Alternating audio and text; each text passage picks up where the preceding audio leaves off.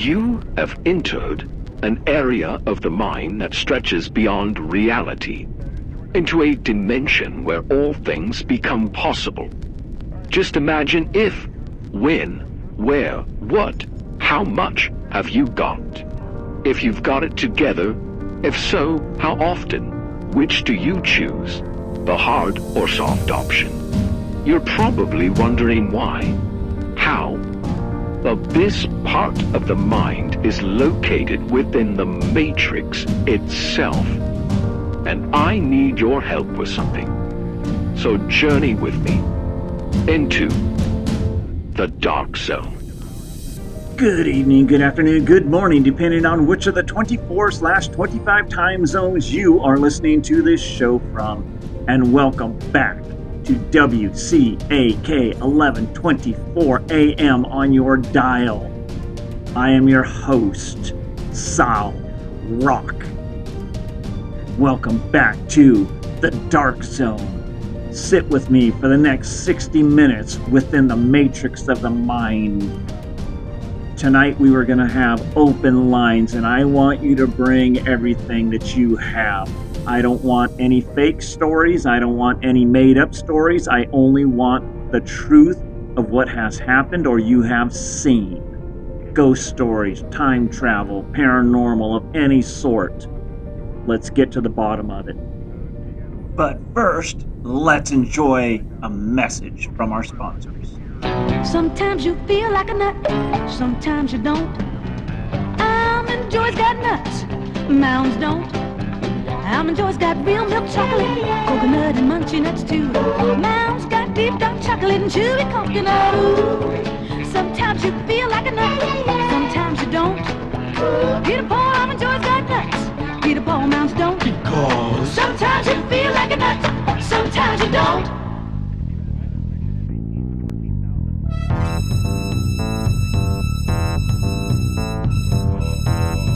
Welcome back. I wanted to kick off tonight's show by reading an email from John in Iowa. This should set the tone and the mood for the next hour. John writes, Sal, when I was 5 years old, I had an encounter within my own bedroom. We had a hard, fast rule in our house when I was a kid, and that was bedtime at 9 o'clock. So I know it was later than 9 o'clock.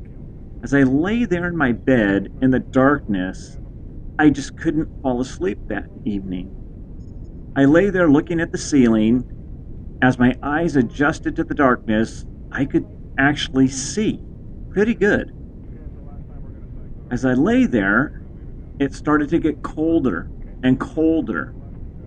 It was just a chill in the air in that room, and I looked up. No, my window was closed.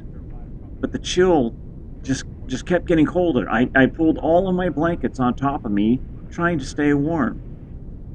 As I lay there in the darkness, I looked straight up the ceiling, and then I felt the weight of two hands parallel across my feet, pushing down onto the bed. I didn't know what to think of it, so I just laid there in the still, scared. The weight pushed down farther and farther, and I could feel like the weight of a body pressing down.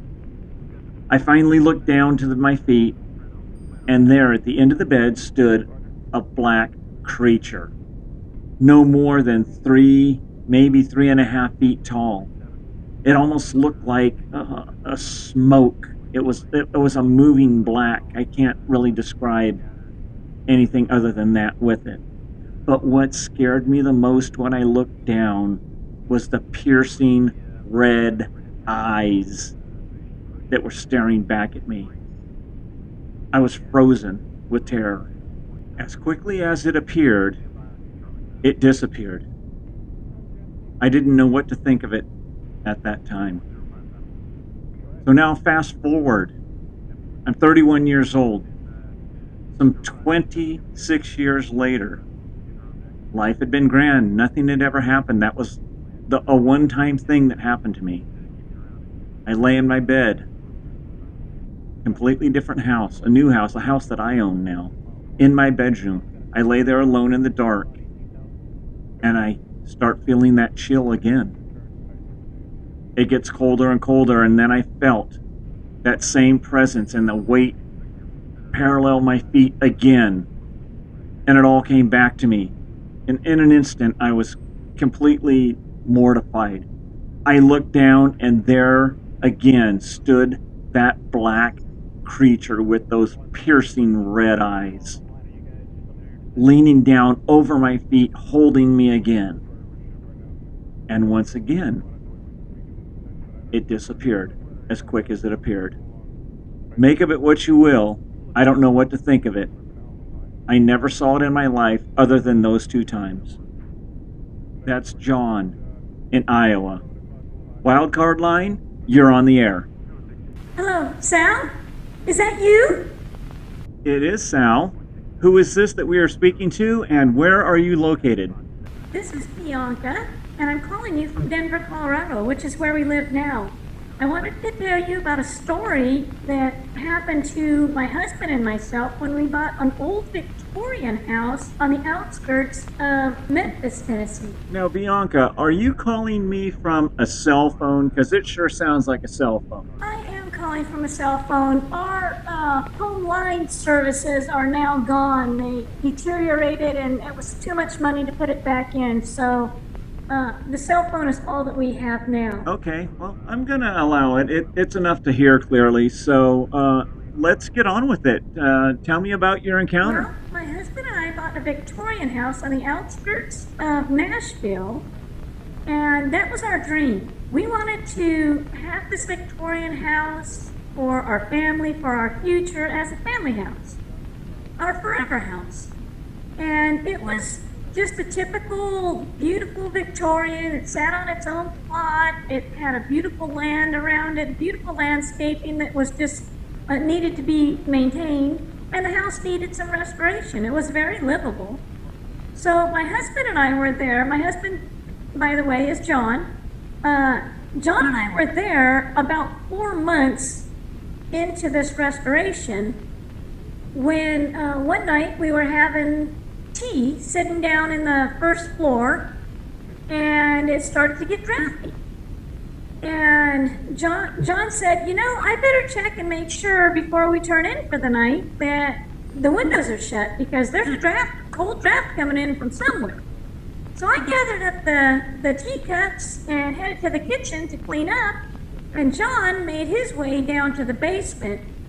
And that was going to be the first encounter that we had. Now, Bianca, you say the first encounter that you had, was it you that encountered whatever's going to happen here? Was it John?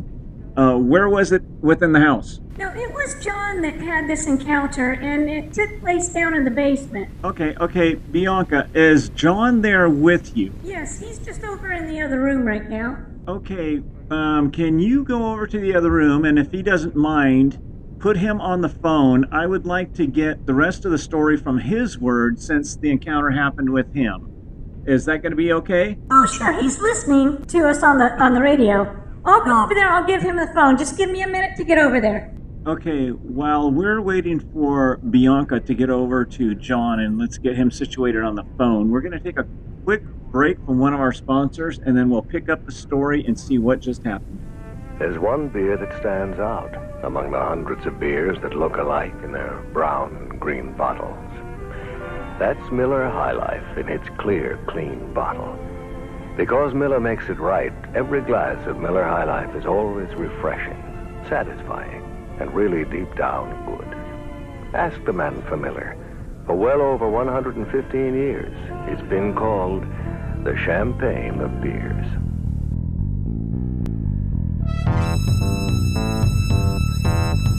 Welcome back. We've been talking to Bianca about an encounter that they had in a Victorian house that they decided to purchase and do a restoration on. The encounter happened with her husband, John, and we're about to have him on the air. John, are you there? Yes, Sal. I'm here.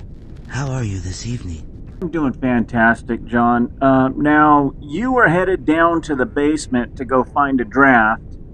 Can you pick up the story from there? Why, yes, Sal. So, I was working my way down to the basement trying to locate where this draft was coming in to see if there was an open window possibly.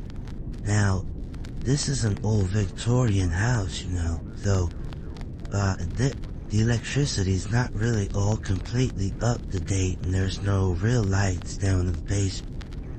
So I was headed down the stairway and I could see a little bit, but it was dark enough so I got my phone out and put the light on so I could see. I headed down the stairway and as I got to the bottom step, well, that's when something hit my hand, hit my wrist and knocked the phone from my hand down and that hit the brick floor and the light went out. It startled the hell out of me. I didn't know what exactly had happened. I spun and my back went up against the wall and I looked around and that was the first time that I had saw her. There was a Victorian dressed lady standing there with a very, very angry look on her face. And she said to me, "Don't you change my basement, don't you dare." And I did not respond because I didn't know what had just happened. I was in shock for a moment. I scrambled back up the stairs and I ran to the kitchen and I got Bianca and I told her, hurry, come and look, you're not gonna believe what just happened. And I told her briefly there was a old Victorian woman down in the basement and we were scared to go back down there, so we only worked our way about halfway down the stairs and looked around, but we didn't see anything at that point. Okay, now, John, so you're back out. You've had physical contact, visual contact with this old Victorian woman, or being, whatever she was. And was this the only encounter that you or Bianca had with this woman? Yes, that was the only time that we had seen or heard from her. And about 4 more months went past. And at that point, we had decided let's continue with the restoration. Maybe we'll never encounter with her again. Though the original paperwork for the house said the house was built in 1891. And that we wanted to update the basement, so neither one of us wanted to work down there. We brought in a restoration expert to work in the basement, and he was going to add electrical and refinish the brickwork in there so we had a nice room down there. So he started the part of the project, and he was approximately 3 days into the work he was doing. And on the 4th day, Bianca and I had decided we need to go into town and get some supplies. So we headed out and left him to working. And when we returned from that trip, his truck was there, his tools were all there, but when we entered we heard no noise, no sound of work like we did when we had left. So I proceeded to go down the basement, and that's when I saw him lying on the floor with a broken neck. Whoa, John, a broken neck. Was he alive at that point? Well, I did not proceed to go down any farther and touch him. I could see the condition he was in, so we called 911 and they came and they went down and tried to resuscitate him, but he had been dead for some time, and they carted him off on a stretcher. Later, they had said that he died of strangulation and a broken neck. Wow, John, are you and Bianca still living in this Victorian house? No. Sal, we moved and we sold that house, which was a mess in itself just selling it. But we have not lived there for quite some time. We now live in Colorado. And for a long time, it bothered both Bianca and myself as to what happened to that poor worker that day, because there was never any person charged or convicted of that crime. And so we did our own research, and in libraries we found a newspaper from 1894, I believe it was, that had a story about a Victorian woman that lived in that residence. Her husband had been deceased for some time, and they had no kids, so she was alone in that house. Well, a young suitor that was staying at the house died in that house of a broken neck and strangulation, and we knew at that point what had happened. Well, John, I want to thank you and Bianca for coming on and telling us this story. I'm sure it's not a story that you tell quite often, and one that people have a hard time with. But that's what this show is all about. We want to hear the true stories of what goes on, and I want to thank you. West of the Rockies, you are on the air. Is it me? Am I the one? Well, you are the only one that knows that for sure if you are the one. Who am I speaking with? This is Brad. Sal, you gotta help me. I'm whispering because I'm locked in the closet right now. I'm in my room, and I'm trapped by an entity. There's an entity running wild in my room, throwing objects all over the place. I don't know how to get out of here, Sal. I need your help. I need Get away from me! Hello? West of the Rockies line. Are you there? I heard a click. Hello? Hello? West of the Rockies. Well, okay. I don't know what that was. Take it for what it is. East of the Rockies, you are on the air. Well, hi, Sal. I don't exactly have a ghost story tonight, but I do have a story and adventure in my life that I'd like to tell you about concerning time travel. Well, if you listen to this show and you know me, I am a big fan of time travel, one of my favorite subjects. So, who do we have the pleasure of talking to, and what is your location? Well, my name is BillyBob, and I'm just right on the outskirts north of Carson City, Nevada. And I'd like to tell you what happened to me in my life. 2 years ago, I originally was in the year 2029. It would now be the year 2031 if I would have stayed there, but I did not, and now I am here. And how did you get from 2029 to here? Well, that's where my story begins now, and I'll go ahead and tell you what happened. Okay, go ahead, lay it on us.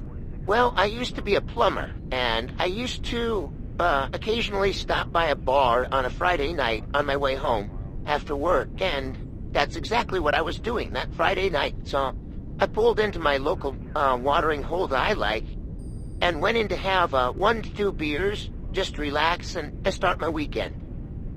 Well, I sat down, I got about halfway through my first beer, and I started talking to the gentleman next to me. And we just got to talking a little bit, and he was telling me that he had been trapped there. And I said, trapped? Well, like, what do you mean trapped? And he said, well, I was from a different time, and I came to this time, and I accidentally got trapped here. And I thought, well, maybe he's about 10 beers ahead of me. But as it turned out, he was not. So, he introduced himself to me as Mike Markham, and so we got to talking a little bit more and having a couple more beers and getting to know each other, and he told me that he had built himself a time machine. And I said, well, you're absolutely nuts, I think, or maybe you're just too many beers in. I'm not quite sure. Wait, BillyBob, hold on. you're telling me he introduced himself to you with the name Mike Markham? Yes, sir. Yes, he did. Does the name Madman Markham mean anything to you? Well, not at that moment, it did not. No. I didn't know who Madman Markham was, or Mike Markham, or anybody else. Just a guy I met in the bar that night that claims he built a time machine. Okay, so this was taking place in the year 2029, am I correct? Is that what you said? Why, yes. It was 2029 when I first met old Mike in that bar having the beer. Okay, so, tell us how you got here then. Well, Mike asked me, he said, who is your favorite person ever in the world, and is that person still alive? Mm-hmm. And I told him, no, she is no longer alive. My favorite person in the world was my grandmother, and she's been passed on now for a while. And he looked at me dead in the eye and said, what if you could go back and see her one more time? Would you want to do it? And I said, well, of course I would want to do it. Who would pass up bad opportunities if he had a chance to go do it? So we finished off our last beer and decided it was time to go. And he said, how about if I take you and I show you how you can see her again? And I was just a little dumbfounded, but hell, I'm up for a good one. So I said, well, let's go, Mike. Let's go see whatever it is that you're talking about. So we went outside the bar and hunted down a Django, which, well, I guess in today's charm, you guys know that as an Uber, but it's called the Django in 2029. In any event, we got a ride, and we took a ride down to some old abandoned factory houses and went inside of one. He took me inside of one of those. And, well, we started looking around, and, well, at least I did, and he knew where he was going. Took me down to the bottom part of that abandoned factory, and there he had it. It was some big contraption-looking thing, kind of like a big 55-gallon drum, only huge, with a bunch of electrical hooked up to it. Some sort of transformers crap. I don't know. I'm not an electrician. Hell, I'm just a damn plumber, So we got down to this contraption and walked up to it. We stopped, and he was just staring at it. And I didn't know what to think at that point, but he looked me dead in the eye. And he said, this is how I can do it. I can send you back to see your grandma one more time. But if you do this, there's rules. That's how I got stuck here. Okay, so BillyBob, now, you mentioned it twice that he was stuck there, and I'm anxious now to hear what these rules are, because I want to know how Madman got stuck in the year 2029. Well, here's what he's told me. He told me that once you get to your destination, you cannot interfere with anything. You cannot change even the smallest of timelines or anything. Unfortunately, I can let the emotions get the best of me. Well, now I'm stuck here, just like he's stuck there in 2029. Well, it's now 2031. Okay, so what was the procedure that Madman Markham used to send you back to this time? What were the set of events that happened at that moment? Okay, well, I'm going to be totally honest with you. I don't know what he did. He opened the door. He said, go in and don't screw up.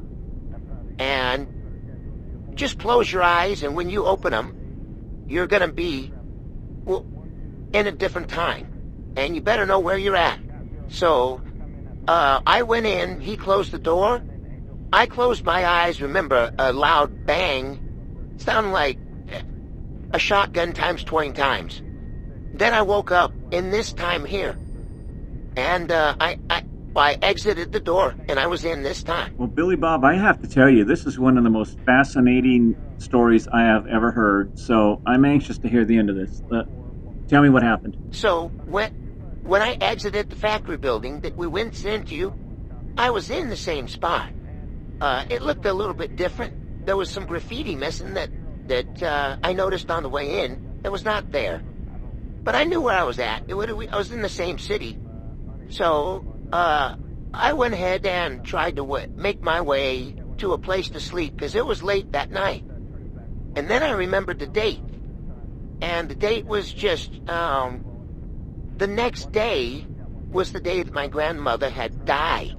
And so I wanted to get to that location where she was murdered. Wow, BillyBob, you're telling me your grandmother was murdered? Yes, it was just a freak thing, really. She was in the wrong place, the wrong time. And she was the salt of the earth. Everybody loved my grandmother, including me. Well, she used to frequent all the local little stores, and she was in a market one day, and a young punk decided to hold up the store at gunpoint. And as the story goes, he accidentally dropped the pistol that he was holding store up with, because he was just a young kid, you know. And the gun went off, and the bullet struck my grandmother directly in the heart and killed her on the spot. Oh, that is so tragic, BillyBob. So how did you get stuck here in this time from that event? Well, I went down to the market, and I just wanted to see my grandmother one more time.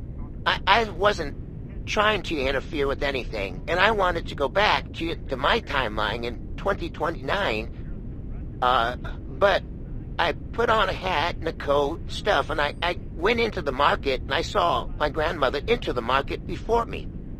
And I kind of hid away in the aisle a little bit, and here comes this punk kid in the front door, puts on a bandana on his face, and pulls out a gun and says, "I want all your money."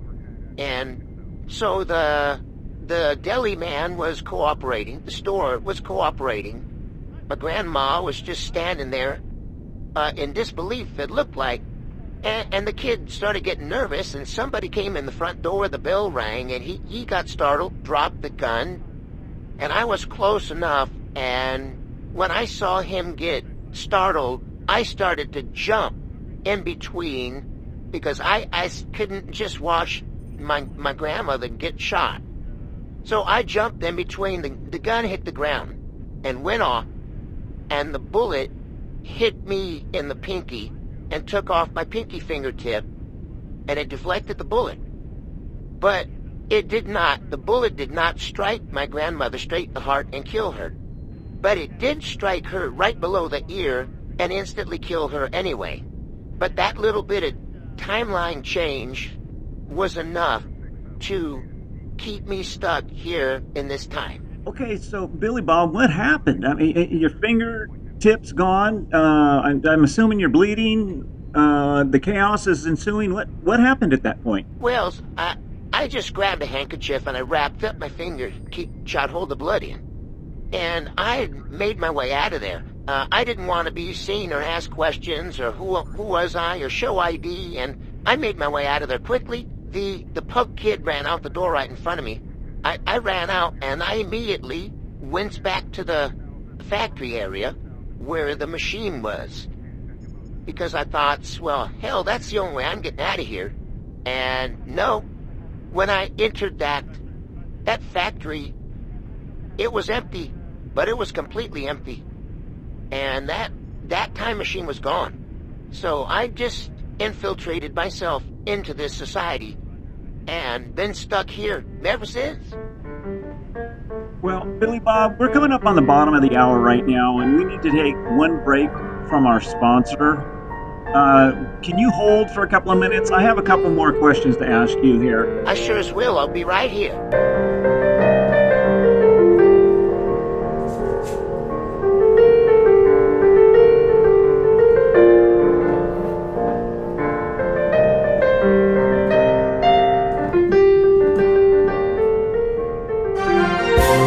Bob stories in sports. The Kansas City Chiefs win again despite Patrick Mahomes throwing 4 interceptions, fumbled twice and being sacked 5 times. The 6 turnovers were all reversed by the referee team. The 5 sacks were all deemed personal fouls on Patrick Mahomes, causing Taylor Swift to go into an Irish jig while singing Wellerman Sea Chicken.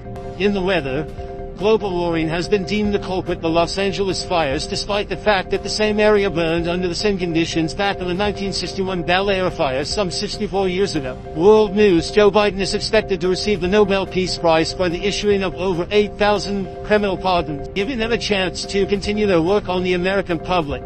It is currently 49 degrees, WCAK news time, 10:32.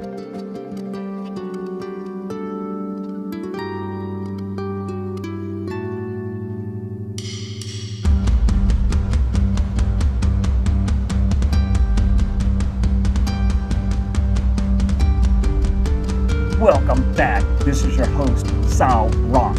We're about to re-enter the Matrix in the Dark Zone. I've asked BillyBob to hold on through the mid-break, and he has told us a fascinating story that has happened to him about time travel. So, BillyBob, are you still there? Why, yes, Sal. I'm still here. Okay, BillyBob, here's one of the things that I've been wondering. You said you integrated back into society here in our time, the present time that we're in.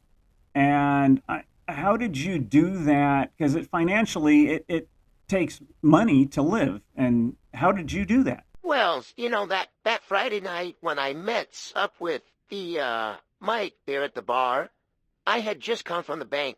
We had just gotten paid at the plumber job, so I had about almost $3,000 in cash in my wallet, and I still had that.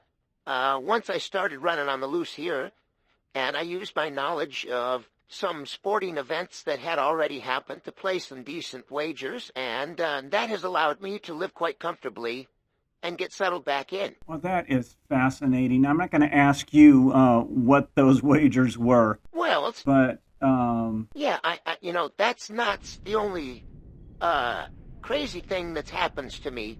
Since I've been back here, I've also got abducted. Oh, abducted? Why, yes. Okay, BillyBob, this is probably going to get into a long story here, and what I want you to do is stay on the line after we go off the air here in just a second and give all of your contact information to my board op. I would like to possibly set up a full show interview with you.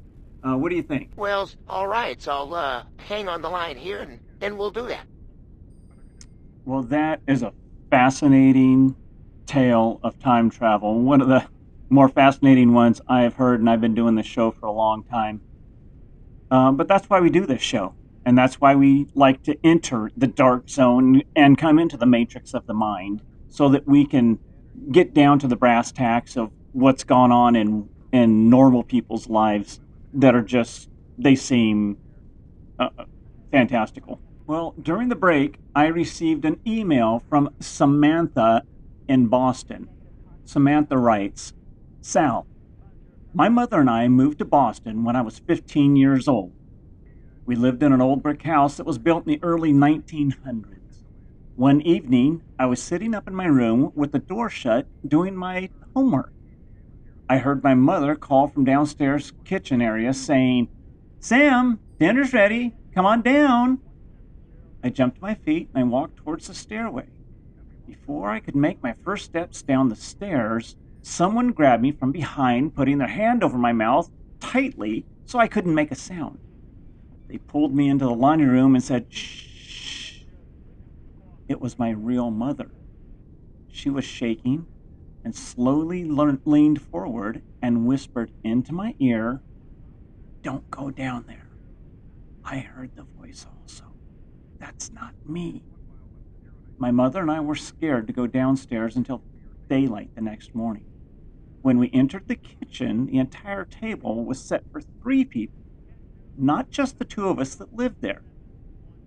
With a warm breakfast sitting in the middle of the table, we ran out the front door, never returned back to that building. We signed papers, had somebody go in and get our furniture, and we were moved out by the end of the week. That's Samantha in Boston. Wildcard line, you are on the air. Nobody home. West of the Rockies, you are on the air. Well, hey, Sal, this is Tommy, right outside of Boise, Idaho. Boy, that That BillyBob, that's a great story he's got going, man. This is a great show you got tonight. Yes, he's got more stories. Evidently, he said something about he was abducted also, so I'm going to try to get him on for maybe a full show interview. I'll contact him later off the air and see what that's all about. If it's worth doing, we'll do it, just to hear him. Yep, I'll be all in on that show, that's for sure. But Sal, I want to tell you a story about what happened to me in my youth. Now, this was back in the 80s, but this is going to be a story about my grandfather, his pocket watch, and his cigarette lighter, and two of my best friends. Okay, Tommy. Well, let us have it. Let us hear what you got. When I was young, way back in the day, I grew up in Susanville, California, and two of my really good friends, Mike and Deacon, we all hung out together, rode dirt bikes together, fished together, camped together, hunted together.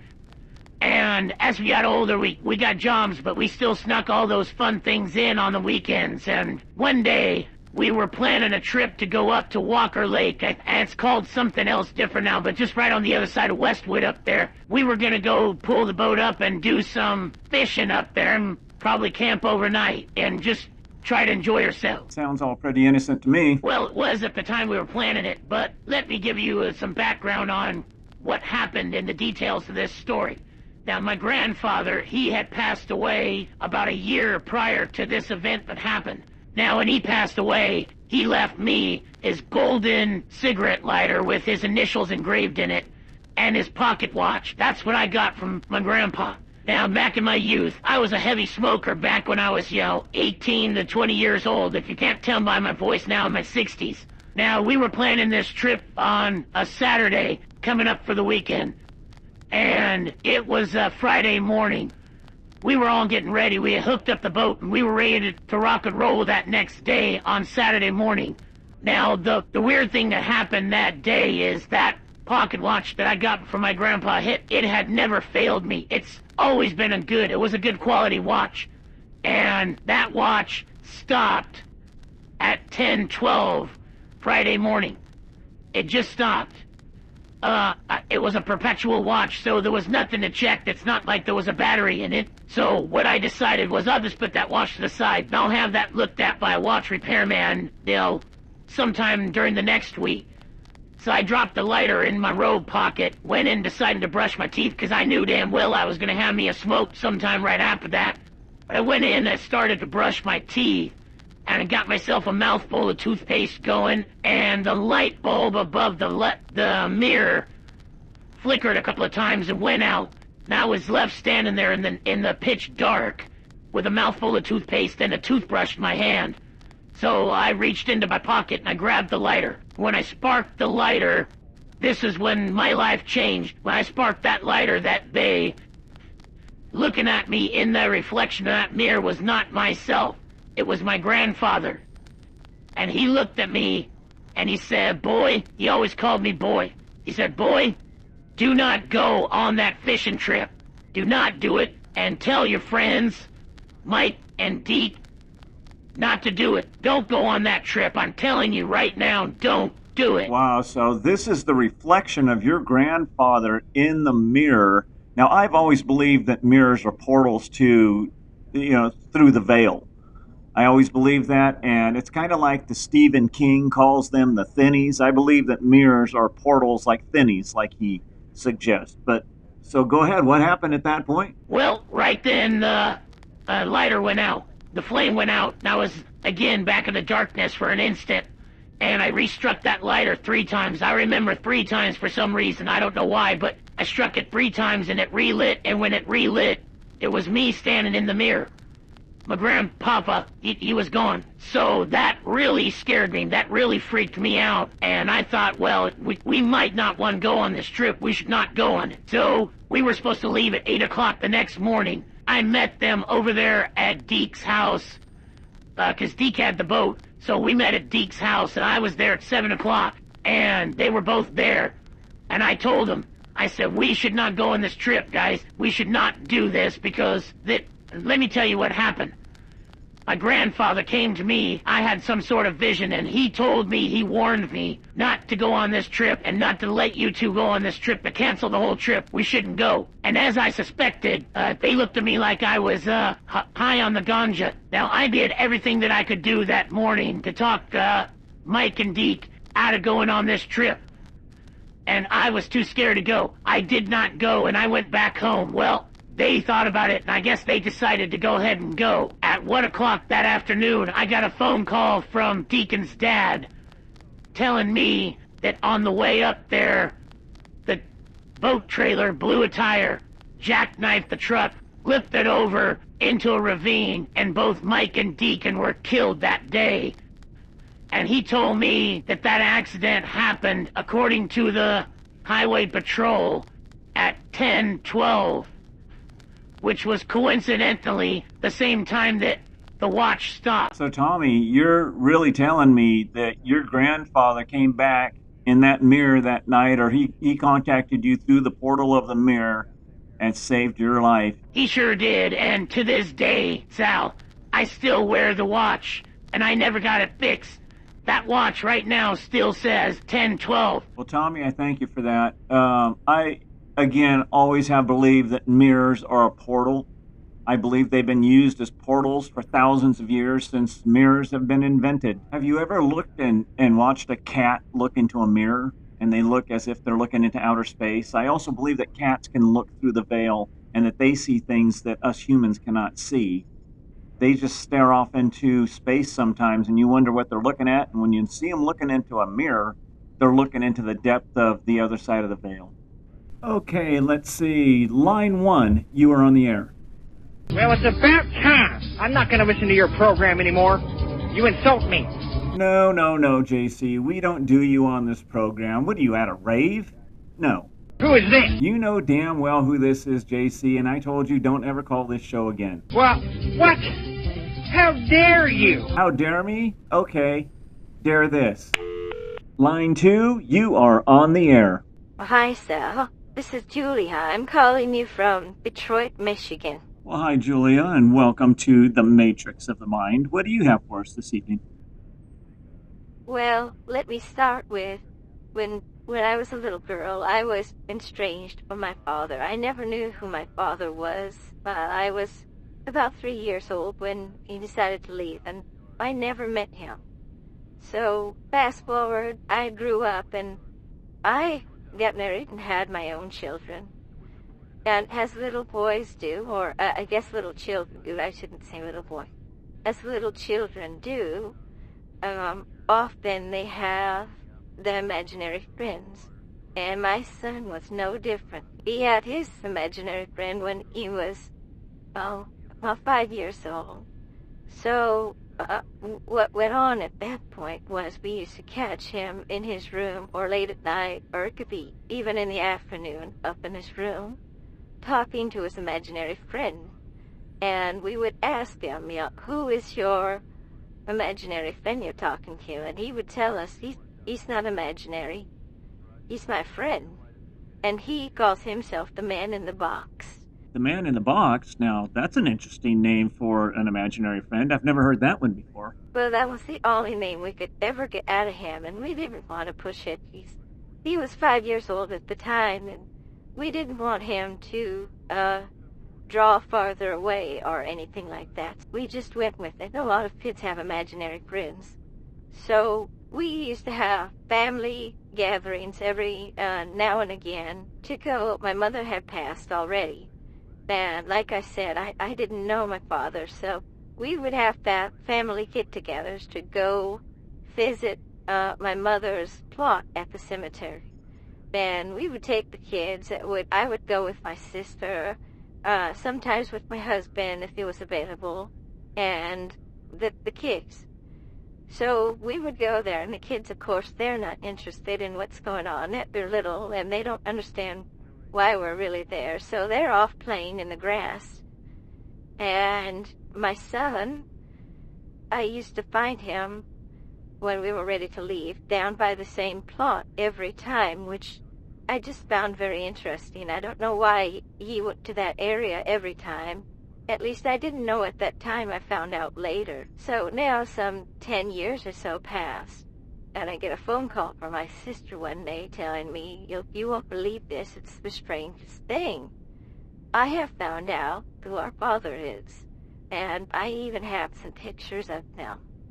And so I told her right away, well, come over to my house and bring the pictures and tell me all about what you have found out. So, later that afternoon, she shows up to my house, and we're sitting in the kitchen, and she pulls out these pictures of a man that I've never seen before. That she had found out all about him and discovered that he had been killed in an automobile accident, but shortly after, my mother had died. So not only that, he is actually buried in the same cemetery as my mother. Asked my sister if I could have one of the photographs of my father, and of course she let me have one, and I promptly put that photo up on my refrigerator with the magnet. Now, my son had just turned 16 years old the week before I found this out that day at the table. And as we sat there at the table that day, my son barged in from the outdoors and asked what was for lunch. He was all excited, and when he turned around and saw the picture on the refrigerator, he went stone cold. His eyes went blank, and he just stood there, very stiff, and slowly asked me, what is the picture of that man doing on our refrigerator? Now, I could see its concern, his obvious concern. So I asked him, I said, well, why does it matter? But what if we have a picture of this man up here? Then he turned to me and he looked at me, Sal, and he said, that's my imaginary friend. That's the man in the box. He used to come to me in my room and talk to me. And when we would go to the cemetery, I would find him, and he would talk to me from the box under the ground. Oh man, Julia, I have to tell you, right now, the hair on the back of my neck is standing straight up. So what happened after that? Well, he wanted to know what was going on. Who was this man in the picture? Then what was he doing on the refrigerator? And all of these questions, and I had to explain to him that that was his grandfather. Well, Julia, I thank you so much for this story. I hate to cut you off right here, but we are already past the 3/4 point where I need to take a break. So let me get a quick message in from my sponsors, and we'll be right back. We've been leaving the light on for a long time. You might think maybe it would start flickering or get tired of lighting the way. Maybe take a day off from welcoming weary travelers with a clean, comfortable room for the lowest price of any national chain. Nope, still burning brightly. I'm Tom Bodette from Motel 6, and we'll leave the light on for you.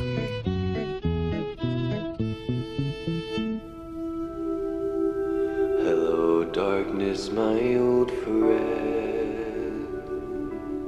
I've come to talk with you again, because a vision softly creeping left its seeds while I was sleeping, and the vision that was planted in my brain still remains within the sound of silence.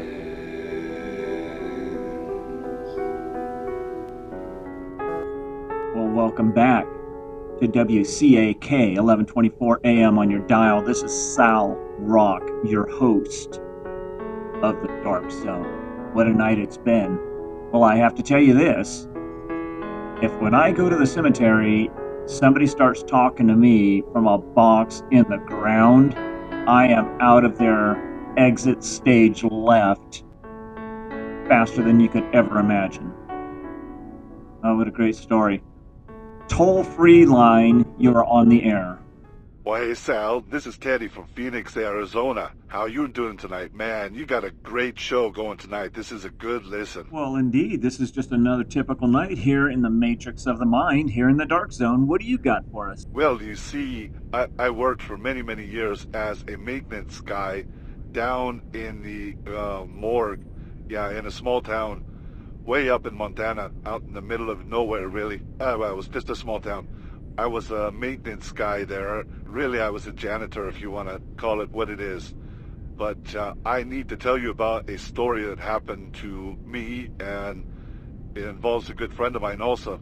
Okay, well, let's get to it. I'm anxious to hear what you have for us. Shoot. Well, I want to start out by telling you that I had a good friend there named Vinny in that town. Very, very good man. Very good man. And he was also a maintenance man, janitor, the local hospital, and I was the janitor at the morgue. So what happened was there was a car wreck and a rollover, and they pronounced 3 people dead at that point. It was late in the afternoon already. Now, 2 of the sisters that were in one of the vehicles were twins, and one of them was taken to the hospital and the other was pronounced dead and brought to the morgue. Now, it was already late in the afternoon, and they were just small personnel there, so they got the body to the morgue, and they proceeded to put the body on ice and put it in the slab and put her into the drawer. I don't know if you're familiar with how morgues operate or how the system is inside the morgue, but there is when you close the drawer with the body in it, there is a bell.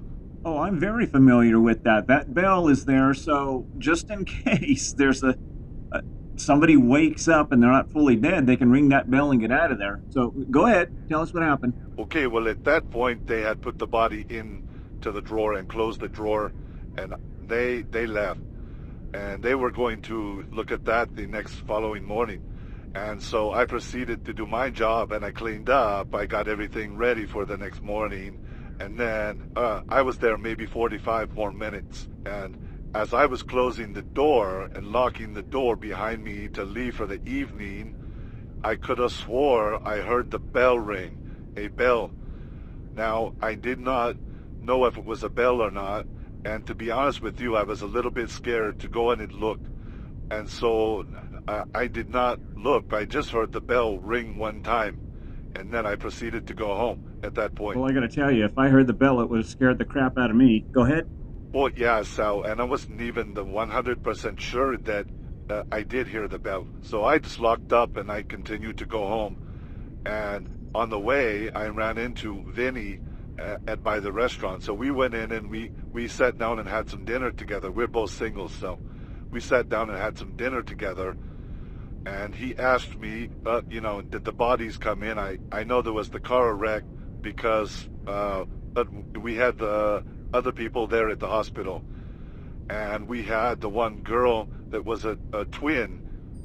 And of course, I told him, yes, the other twin was at the morgue. And he said that he overheard the screaming from the twin in the hospital. And she kept screaming deliriously, saying, I feel her, she's not dead. I feel her, my sister is not dead. And so he told me that they gave her some sedatives and they put her to sleep for a little while to calm her down. Well, Teddy, how long of a time, how many hours had gone by from the time they brought her in deceased to the morgue to the time that you two were having dinner? How much time had passed at that point? Well, I would say at that point it was somewhere around maybe 3 hours at that time, from the time they brought the body in deceased and the time I was sitting having conversation at dinner. So it started to bug me. I could just hear the bell in the back of my mind, as we had conversation, and it bugged me to the point where I had to cut dinner short and I needed to go back to the morgue and check to make sure that it was not a bell that I heard or that she was not struggling in there, maybe. So I took a drive back down to the morgue after my dinner and opened it up, And when I got there, of course it was quiet, it was dark, the lights were off. I opened the door. I did not see anything. The drawer was shut. I didn't see anything. There was no movement. There was no bell. There was no sounds. Nothing going on. So I locked up and I went home and had a very restless night that evening. Well, the next morning, when they opened up and I went to work, I got there. There was no body. The twin was gone. The drawer was still sealed shut. And there was nobody there. And this was 2 years ago. And Sal, they still to this day do not know where the body is, do not know where the second twin is. I don't know what happened. Nobody knows what happened to her or where she went or where that body is or if she's dead or alive. But they released the other twin from the hospital. She was still claiming, I know she's alive. I know she's alive. I feel her. So I don't know what happened to that, and it's a very strange story, but I later retired from that job and moved away and retired here in Phoenix, Arizona. So, Teddy, you're telling me you heard the bell, or you thought you maybe heard the bell. The twin, and we know twins always have these psychic connections with their other twin, felt she's still alive, and the body's disappeared. Wow, I don't even know what to think of that. Sal, I never knew. It scared me. It bothered me for many years after that happened, and we never got answers, and I just have to let it be what it is. Well, Teddy, I want to thank you for calling and sharing that story with us. I still got a little bit of goosebumps on that, but since we're closing up to the last few minutes of the show here, I'm going to do something I don't normally do that I was kind of inspired by a few of the callers here tonight, and my grandmother being one of my favorite people ever in this world, I'm going to share a personal story here that fits the theme, and it's going to be, I think, an appropriate ending for this. But when I was in my 20s, I was close to my grandmother and enjoyed being with her very much. We, as a family, got a news that she had a heart condition and didn't really know how long she was going to be around, at that point, but she had suffered a mild heart attack, and then they found other complications with that. So I went out of my way to make sure that I played cards with her, betting Penny Annie, and just having a lot of fun and eating her cookies and sharing time and laughing with her there at the end. And one day I get a call, I'm at work, from my family telling me, hey, you need to get down to the hospital. Now, about 2 days prior to that, she had a second heart attack, and they had kept her in the hospital for observation. And there was I got the phone call saying, you better get down here, it doesn't look good. So I immediately left work, clocked out, got my car, ran to my car, and I drove over as quickly as I could. And there was a left turn going into the hospital, and as I sat in the turn lane, of course, I got rear-ended by somebody, and that delayed me another 20 minutes to exchange some information. Did that as quickly as possible, and then quickly got into the parking lot, ran into the hospital, ran down the hallway, and when I was running down the hallway, I could see all of her friends and our family out congregating in the hallway. And I thought, oh man, I didn't make it. And so I approached, and one of my family members told me, no, she's gone. She's been gone for about 20 minutes. And, so there was nobody in the room with my grandmother at that point. She was gone. And I went in to say my final goodbyes to her. And when I did that, I grabbed her hand. Her eyes were closed, and the body was kind of cold at that point. At least her hand was. And I just proceeded to tell her goodbye. And she squeezed my hand, which kind of startled me. And she opened her eyes, and those big, beautiful blue eyes that she had. She looked at me and she said, oh, I have been waiting for you. You're the last one that I need to see. I just want to tell you that I love you, and I will see you on the other side. And she closed her eyes, and the tightness on the grip of my hand loosened, and that was it. She was gone. So, another story from the other side of the veil. I want to tell you all thank you for being here tonight in the Dark Zone, here with Sal Rock at WCAK 1124 on your dial. Good night, America. There is a house in New Orleans.